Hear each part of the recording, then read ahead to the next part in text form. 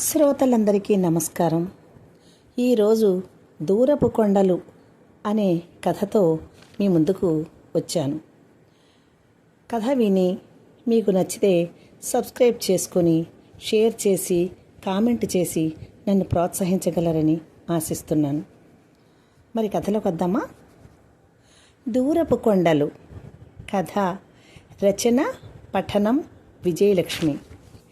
రెక్కలు వచ్చి పిల్లలు వెళ్ళారు, రెక్కలు వలసి మీరున్నారు, పండుట కులము మిగిలితిమి, ఇంకెన్ని పండుగలు చూడనుంటిమో, నీ నగుమోము నా కనులారా అనే పాట గుర్తుకు వచ్చి ఎంత మంచి పాట అనుకున్నాడు ముకుందరావు. అతని భార్య అనసూయ పేరుకు అనసూయే కానీ అరుంధతి కంటే గొప్ప పతివ్రత. ఆమె మాటలో ఆమె నడతలో ఆమెను మించిన మంచి భార్య ఎవరికీ ఉండదేమో అని అనిపిస్తూ ఉంటుంది ముకుందరావుకి. కానీ ఆ పతివ్రతకు తాను ఏమిచ్చి రుణం తీర్చుకోగలడు?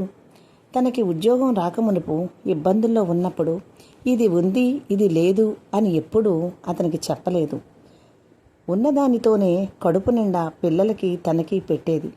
తను ఏం తిందో అతను ఎప్పుడూ అడగనూలేదు. ఆమె ఏనాడు అసంతృప్తి వెలువచ్చలేదు. అలాంటి అనసూయ నెల రోజుల నుంచి ముభావంగా ఉంటుంది. ఏదో ఆలోచిస్తున్నట్లుంటుంది. అనసూయ, అదోలా ఉన్నావేంటి అంటే, అదేం లేదండి, నేను బాగానే ఉన్నాను అంటుంది. తను అలా అన్న 35 సంవత్సరాల తన వివాహ జీవితంలో ఆమె ఏనాడు అలా స్తబ్దతగా లేదు. ఏదో ఒకటి మాట్లాడడమో, ఏదో ఒక పని చేసుకోవడమో, లేకపోతే ఏదో ఒకటి వల్లించడమో చేస్తుంది. అలాంటి అనసూయ స్తబ్దతకి కారణం ఏమై ఉంటుందబ్బా అనుకున్నాడు ముకుందరావు. రాత్రి 8 గంటలయ్యింది. ఒసేవ్, ఇదిగో నీ చిన్న కొడుకు ఫోన్ చేశాడే అని కేక వేశాడు ముకుందరావు. వంటింట్లో పని చేసుకుంటున్న అనసూయ పని వదిలి పరిగెత్తుకుంటూ వచ్చింది. ఏది అంటూ ఆమె ముఖంలో 1000 పున్నముల వెలుగును చూశాడు ముకుందరావు. బాబూ, ఏంట్రా, ఒక్కసారి ఫోన్ చేసి మాట్లాడితే ఏం చెప్పు? నేను ఎంత బెంగ పెట్టుకుంటున్నానో తెలుసా? ఈ మధ్య నువ్వు ఫోన్ చేయగా అన్నట్లు కోడలు పిల్లలు కులాసయ్యేనా అంది అనసూయ. అమ్మా, మేం బాగానే ఉన్నాం, నాకు ఎక్కువ మాట్లాడడానికి తీరుబడలేదమ్మా, ఉంటాను అని ఫోన్ పెట్టేశాడు శ్రీధర్. అవాక్కయింది అనసూయ. ఆమె అవమాన భారంతో కంట్లో సన్నని నీటిపొర వచ్చింది. కానీ భర్త వైపు చూసి తమాయించుకుని మాట్లాడకుండా వంటింట్లోకి వెళ్ళిపోయింది. ముకుందరావు దీర్ఘంగా నిట్టూర్చాడు. అనసూయ ఎందుకు ముభావంగా ఉంటుందో ఇప్పుడు అర్థమైంది. నెల రోజులైనా పిల్లలు ఫోన్ చేసి, ఏవండి, పిల్లలు ఫోన్ చేయలేదు, ఎలా ఉన్నారో ఏంటో, ఒకసారి మీరైనా చెయ్యండి అంది అనసూయ. అనసూయ, మనం ఎందుకు చేయడం, వాళ్ళకి ఖాళీ ఉందో లేదో, వీలైతే వాళ్లే చేస్తారు అని సర్ది చెప్పాడు ముకుందరావు. కానీ ఆమె మనసు నిండా ఏవో పిచ్చి ఆలోచనలు. లంకంత కొంపలో ఇద్దరే ఉంటున్నారు. 3 కొడుకులు అయితే ఇచ్చాడు కానీ దేవుడు, కానీ ఈ వృద్ధాప్యంలో ఒంటరిగా ఉన్నారు. 2 బాగా కలిపి చదివించారు. ముకుందరావు స్కూల్ టీచర్, చదువు విలువ తెలిసిన మనిషి. అందుకే ఆయన పిల్లల్ని చదివించాడు. ట్యూషన్స్ కూడా చెప్పేవాడు. వాళ్ళు బాగా చదువుకుని 3, ఒకడు అమెరికా, ఒకడు కెనడా, ఒకడు ఆస్ట్రేలియాలో సెటిల్ అయ్యారు. 3కి రంగరంగ వైభవంగా పెళ్లిళ్లు చేశారు. అంతో ఇంతో పొలం ఉంది. పిల్లలు ఇతర దేశాలకు రెక్కలు వచ్చి ఎగిరిపోయినప్పుడు భార్యాభర్త 2 అమితానందం పొందారు. ఎవరైనా మీ పిల్లలు అనేసరికి 3 గురించి ఎంతో గొప్పగా చెప్పుకునేవారు. వాళ్ళు భూతల స్వర్గంలో ఉన్నారని, లగ్జరీగా బ్రతుకుతున్నారని సంతోషించేవారు. పెద్ద కోడలు నెల తప్పినప్పుడు చాలా సరదాపడి అనసూయ అంది కొడుకుతో, ఒరేయ్ శివ, మీ ఆవిడికి బంగారు గాజులు చేయించాన్రా సీమంతానికి. మనకి 7వ నెలలో ఆనవాయితీ, అయినా 5వ నెలలోనే దానిని పంపించేస్తే ముచ్చట్లన్నీ జరుపుకుంటాం అంది.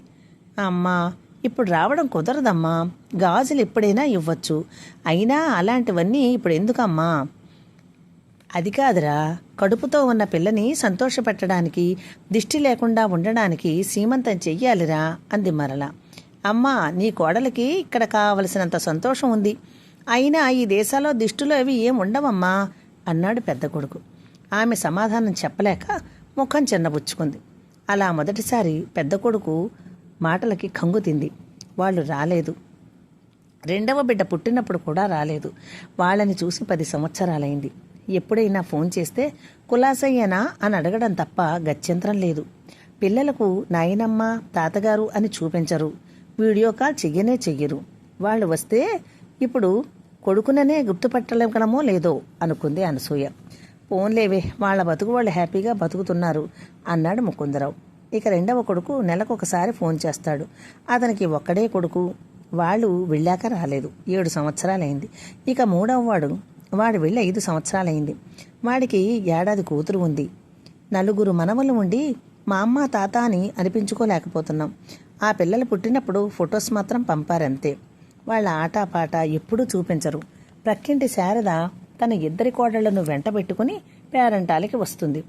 2 మనమలు అల్లరి చేస్తూ వాళ్ళ మామ ఊళ్ళో కూర్చుంటారు.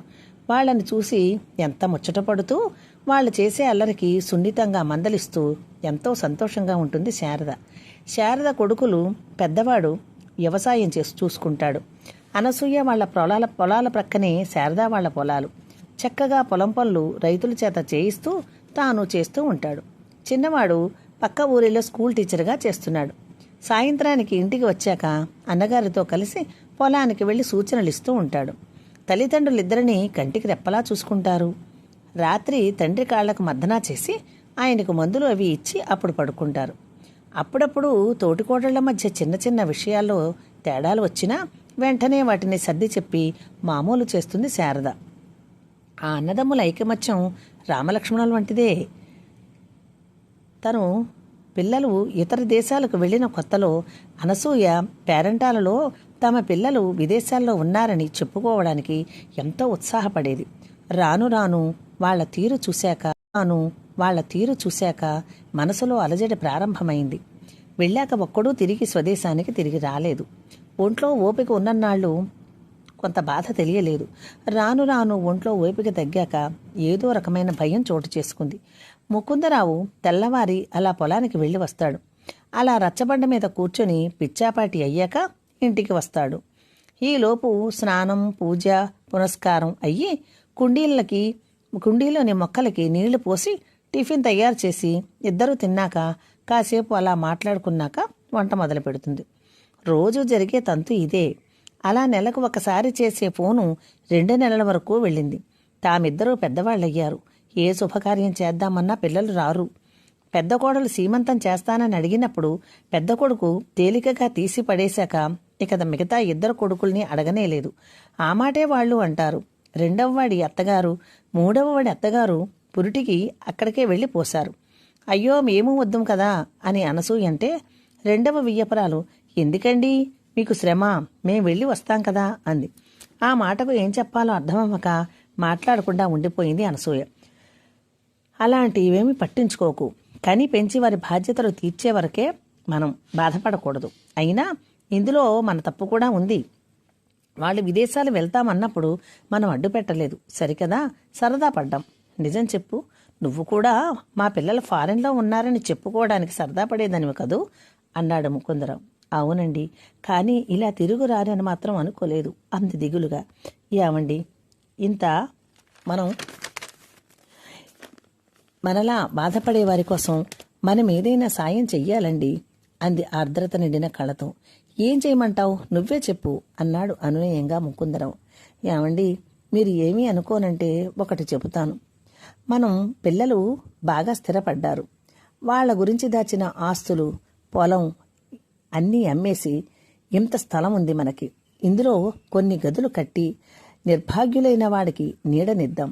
దూరపు కొండలు నునుపు అని భ్రమతో పిల్లలు దేశాంతరాలకు వెళుతుంటే ఆలోచించకుండా పంపాం. ఈ రోజు మనల్ని పలకరించడానికి కూడా వాళ్ళకి తీరుబడి లేదు. ఆవిడ మాట కార్యరూపం దాచింది. చకచకా గదులు అన్ని సౌకర్యాలతోనూ కట్టారు. పెద్ద హాలు. ఆ హాలులో పెద్ద టీవీ ఏర్పాటు చేశారు. ఒక ఆర్ఎంపీ డాక్టర్ను నియమించారు. రోజు వచ్చి బీపీ, షుగర్ చూడడానికి, ప్రాథమిక వైద్యానికి ఒక వంట మనిషిని కూడా పెట్టారు. పనివాళ్లని పెట్టారు. ఇప్పుడు అనసూయకి పిల్లల గొడవ లేనే లేదు. ఆ వంటావిడికి సాయం చేస్తూ ఉంటుంది. అలా ఒక వృద్ధాశ్రమాన్ని నిలబెట్టి 10 మందికి ఆశ్రయాన్ని కల్పించారు. ఇప్పుడు వాళ్లతోడిదే వీళ్ళ లోకం. ఆశ్రమం పెట్టాక అనసూయ కళ్ళల్లో నీళ్లు చూడలేదు ముకుందరావు. కథ సమాప్తం. నా కథ నచ్చితే సబ్స్క్రైబ్ చేసుకుని, షేర్ చేసి, కామెంట్ చేసి నన్ను ప్రోత్సహించాలని ప్రార్థన. మరలా మరొక కథతో మీ ముందుకు వస్తాను. ధన్యవాదములతో విజయలక్ష్మి.